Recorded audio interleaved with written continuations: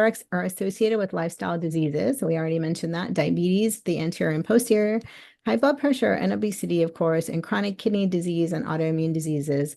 Autoimmune diseases cause inflammation inside the eye, which can necessitate you needing more steroids, which can cause cataracts as well. There is also an association with UV exposure. This I found really interesting. I did not know this until I was researching for this talk the first time I gave it, that vitamin C and vitamin C foods can help delay the progression of cataracts.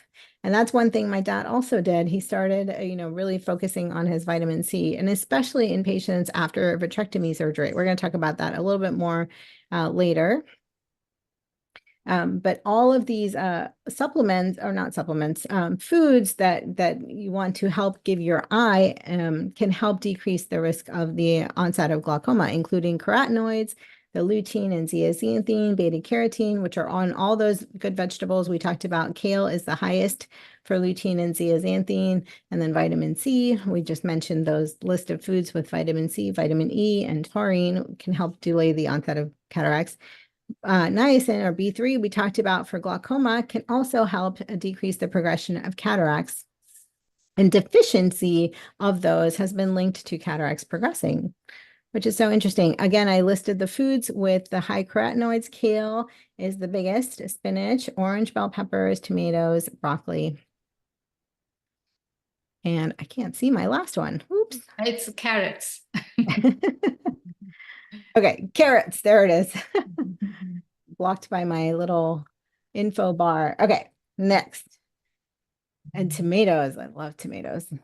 Okay, so this was a really interesting study when I was looking at it. So the vitreous is the jelly inside of the back of the eye. And you can see different types of cataracts here. Diabetic cataracts also can occur in the back of the lens, as well as in the cortex of the lens, around the lens. Diabetic cataracts are so interesting. They've developed over many 20 years ago when I was a medical student. They had a mouse model of diabetic cataracts and how they can kind of knock out certain genes and induce these cataracts. And then they weren't studying diet in mice to help decrease the progression. But, it's clearly linked how these things progress. So in this diagram, this was a study that showed that patients who had their vitreous removed, which we don't really know exactly what the purpose of the vitreous is once you're out of the uterus, once you're born. In utero, we know there is use for the vitreous, but there is a use because patients who have the vitreous removed do get cataracts much, much faster, especially a nuclear type. But the study looked at vitamin C levels.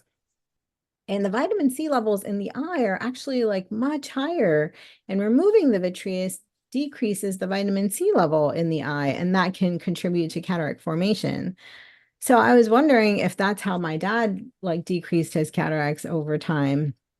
Of course, everything in moderation, vitamin C in super high doses can be damaging to your body as well. Oh, I can't read the bottom of my slide. Okay. And then you don't want to supplement, try to get it through the whole food plant-based approach as well. And you don't want to go more than 1 gram per day if you are supplementing.